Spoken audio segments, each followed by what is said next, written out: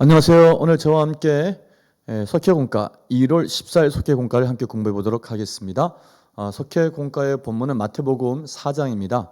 4장의 내용을 먼저 다루기 전에 마태복음에 대해서 좀 설명을 드리면, 마태복음은 예수님의 제자 마태가 기록한 예수님의 이야기입니다.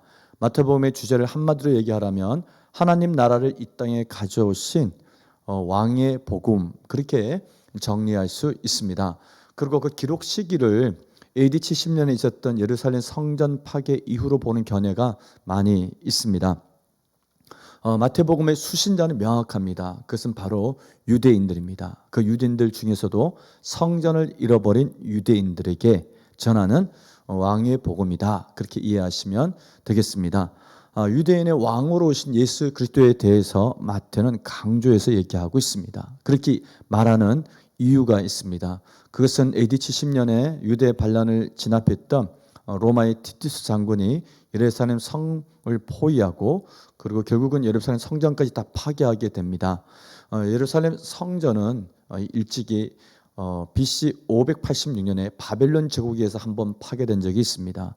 그때 약한 성전이 지어지기까지 100여 년의 그 시간을 참 고통과 어려움 속에서 그들은 보냈습니다. 그러나 BC 516년에 스룹바벨 성전이 건축된 이후 그는 다시 성전 중심의 삶을 살 수 있었고, 또 예수님 시대에는 헤롯이 그 성전을 그 개보수 이렇게 하여서 굉장히 크게 성전을 다시 외관을 지었죠. 그래서 그들은 성전에 대한 자부심, 또 성전 중심의 삶을 살 수 있었습니다. 성전 중심이라 얘기한다면은 성전의 가장 중요한 기능은 바로 제사였습니다. 5대 제사를 비롯한 7월 10일에 드려지는 대속죄일에 대제사장이 지성소로 들어가서 이스라엘의 모든 죄를 위해서 속죄하게 되죠. 그리고 개인적으로도 3대 절기를 비롯한 자신의 모든 죄를 또 용서받을 때 성전에 나와서 제사 제도를 통해서 용서받는 그런 일들이 이제 이루어지게 되었습니다. 근데 그 성전이 없어졌다라고 하는 것은 이스라엘 사람들이 이제 어디 가서 내가 내 죄를 용서받을까? 제사 드릴 곳도 없고 예배 드릴 곳도 없고 기도할 곳도 없어지는 이스라엘 공동체의 중심이었고, 그 지성소 위에 있는 법궤에 우리 하나님께서 임재하셔 이스라엘 백성들에게 이를 말을 하신다고 얘기했거든요.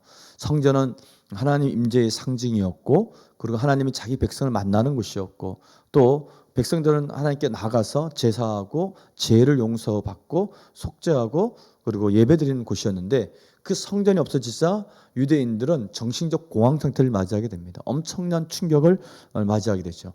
그 배경 속에 마태가 자기가 만난 예수 그리스도를 소개할 때 우리 예수님이 진정한 하나님의 아들이자 그리고 만왕의 왕이 되신다, 우리에게 왕이 있다라는 얘기를 이제 하는 것이죠.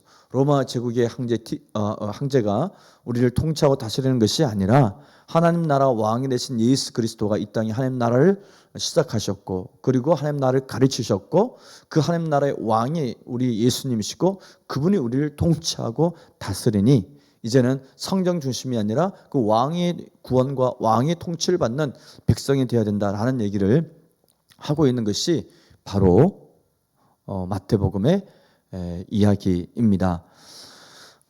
마가가 들려준 예수님의 이야기는 고난받는 예수에 대한 이야기이고, 또 누가는 잃어버린 자를 찾으러 오신 예수님에 대한 이야기라면, 마태복음은 왕으로 오신 만왕의 왕이 되시고 유대인의 왕이 되신 예수 그리스도의 왕의 복음이다, 그렇게 이해하시면 되겠습니다. 그래서 족보를 소개할 때에도 다윗의 자손 이렇게 표현한 이유는 다윗이 왕이었잖아요. 이스라엘의 가장 위대한 왕, 그의 계보를 잇는 그런 의미에서 왕으로 짓다는 걸 강조하기 위해서 다윗을 등장시키고 있고, 또한 마태복음에만 동방박사들이 와서 예수님을 경배한 이야기가 기록되어져 있는데, 그들이 드렸던 예물이 황금과 유황과 몰약인데 이것은 왕에게 드리는 예물이죠. 그래서 예수가 왕이라는 것을 얘기하고 있고, 그런 의미에서 보면 마지막 예수님이 하늘과 땅의 모든 권세를 내가 가졌다 그러면서 말씀하신 너희는 가서 모든 민족을 제자 삼으라라고 하는 이 명령은 왕의 명령인 것을 우리는 알게 됩니다. 이와 같은 이해 속에서 오늘 마태복음 4장의 배경 이야기를 한번 살펴보면 예수님의 일생을 크게 4단계로 구분할 수 있습니다. 첫 번째는 탄생 이야기, 그리고 공생의 시작 30세부터 3년 동안, 그리고 세 번째는 고난과 십자가, 죽음, 그리고 네 번째는 부활과 승천, 이렇게 4단계로 설명할 수 있는데 마태복음 4장부터는 공생의 3년의 시간을 이제 다루고 있습니다. 공생의 시작을 예수님께서는 40일 동안 금식기도 하시면서 공생의 사역을 시작하죠. 즉 예수님이 기도했다라고 하는 것은 크게 두 가지 의미가 있습니다. 하나는 기도로 자신의 모든 사역을 준비하셨다라는 것을 우리가 알 수 있고, 또 하나는 하나님과의 그 친밀한 관계 속에서 모든 사역을 감당하고자 하는 예수님의 마음을 또한 우리는 읽을 수가 있습니다. 예수님이 세례를 받으셨는데 그 세례는 물론 세례 요한이 세례를 받고 성령이 임하는 것을 보거든 그가 하나님의 아들이라는 증표가 되기도 하지만, 또 한편으로는 우리가 회개하고 죄를 용서받으면 하나님께 나아갈 수 있다는 것을 상징하는 것이 세례이고, 그런 의미를 선포하신 것이고, 광야에서 시험을 받으신 것은 그것은 우리가 사단의 많은 공격이 있고 유혹이 있지만 하나님과의 친밀한 관계 속에서 하나님의 말씀으로 무장될 때 모든 시험을 이겨 승리할 수 있다는 것을 보여주셨습니다.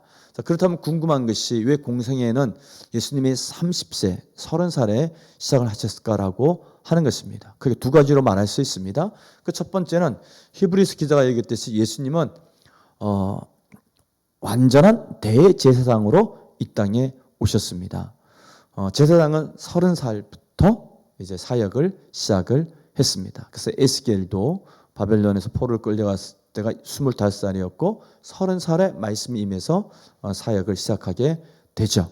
그래서 예수님도 대제사장이시기 때문에 30살에 사역을 시작했다, 그렇게 생각해 볼 수 있고, 또 다른 이유는 그때 당시 랍비들, 제자를 선택할 수 있는 랍비가 되는 나이가 30살이었습니다.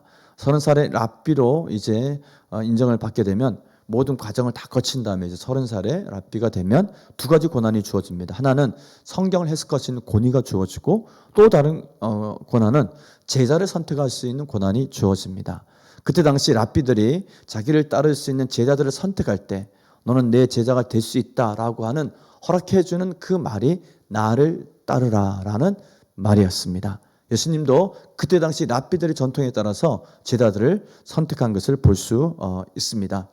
예수님은 복음서에 보면은 약 3년 동안의 공생의 기간이 기록되어 있고 3번의 유월절을 지키죠. 이 이야기가 요한복음에 보면은 3번의 유월절 이야기가 잘 기록되어 있습니다. 반면에 마태, 마가, 누가는 마치 한 번의 유월절을 지키고 1년이 지난 것처럼 기록되어 있지만 그렇지 않습니다. 3년의 시간 3번의 유월절을 지켰다 생각하시면 되겠습니다. 자, 말씀 나누기 들어가 보겠습니다. 첫 번째 문제, 예수님께서 고향 나사렛을 떠나 이사 가신 마을은 오타나네요. 마을은 어디이며 그곳으로 이사 가서 천국 복음을 전파하신 것은 어떤 의미가 있습니까? 자, 성경에 보면 마태복음 4장에 보면은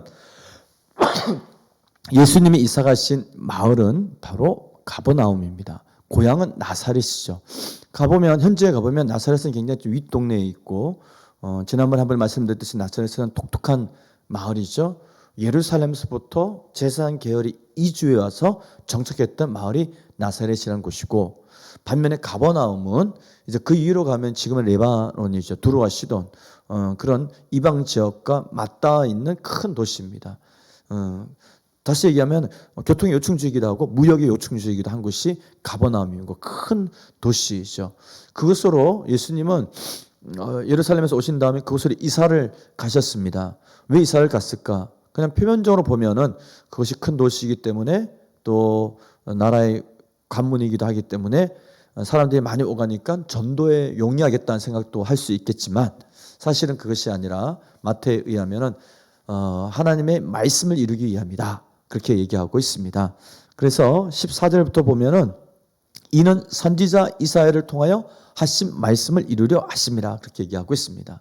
13절에 나사렛을 떠나 수불론과 납달리 지경 해변에 있는 가버나움에 가서, 가버나움은 해안가에 있는 이제 저지대에 있는 큰 도시인데 그곳에 갔다. 그래서 수볼론과 납달리를 언급하고 있습니다. 왜냐하면 이사야서 9장 1절과 2절의 말씀을 인용해서 마태는 수볼론과 납달리 땅, 즉 갈릴리 땅에 어둠이 가득한 그곳에, 이방의 땅과 같은 그곳에 하나님의 아들 예수 그리스도가 빛으로 오셔서 큰 빛을 비춰 그들을 구원하셨다라고 하는 그 이사야서의 말씀이 성취되었다. 예수를 통하여 그것을 얘기하고 있는 것이죠. 그래서 가버나움으로 이사 가신 가장 중요한 이유는 이사야서 9장 1절과 2절의 예언의 말씀을 이루기 위함이었다라고 하는 것입니다. 두 번째 문제, 예수님께서 갈릴리 해변에서 어부 베드로와 안드레를 부르실 때 무엇이라고 말씀하셨나요? 나를 따라오너라. 그리고 내가 너희를 사람 만든 어부가 되게 하겠다 말씀하셨습니다. 좀 전에 설명했듯이 그때 당시에 유대의 랍비들이, 위대한 랍비들이 자기 제자를 선택할 때 입학 허가서가 바로 나를 따르라라고 하는 물음이었다라고 말씀을 드렸습니다. 나를 따르라는 것은 너 이제 내 제자가 돼도 돼라는 얘기였고, 그 제자가 되는 중요한 목적에 대해서 예수님은 사람을 만든 어부가 되게 하겠다는 얘기를 베드로와 안드레에게 하셨습니다. 또 이후에도 요한과 야고보 형제를 부르시는 것을 보게 됩니다. 그들은 한결같이 그물과 배 모든 것을 버려두고 주를 따라갔습니다. 이것은 당시에 위대한 랍비가 제자를 삼을 때 당연히 그들은 자신의 직업, 자신의 가족, 자신의 고향 그 모든 걸 떠나서 따라가는 것이 당시의 관례였다라고 하는 것도 알아두시면 좋겠습니다. 세 번째 문제, 예수님이 온 갈릴리에 두루 다니며 하신 사역은 무엇이었습니까? 23절 말씀에 보면은 예수님께서 온 갈릴리에 두루 다니사 그들이 해당에서 가르치시고, 가르치는 사역을 했습니다. 뭘 가르쳤을까? 하나님 나라에 대해서 가르쳤습니다. 천국 복음을 전파하시며 전도하셨습니다. 내가 전도하러 왔노라. 우리가 오늘도 이 마을 가서 전도하겠다 그렇게 얘기했듯이 전도하는 일을 했습니다. 천국 복음 전파하셨고, 세 번째는 고치시는 사역을 했습니다. 모든 병과 모든 약한 것을 고치시니. 근데 그것만 하신 것이 아니죠.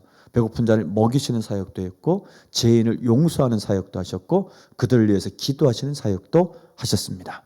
그래서 예수님이 하신 사역은 마태복음 23절 말씀에 의하면 가르치시고, 전도하시고, 그리고 고치셨다. 이렇게 정리하시면 되겠습니다. 말씀 다지기 읽고 마치겠습니다. 공생애를 시작하신 예수님은 회개와 천국에 관한 메시지를 선포하십니다. 예수님의 부르심에 순종한 제자들은 물고기를 잡던 어부에서 사람을 낚는 어부로 변화됩니다. 천국 복음을 전파하고 약한 것을 고치신 예수님의 삶을 따라가는 것이 진정한 순종입니다. 아멘.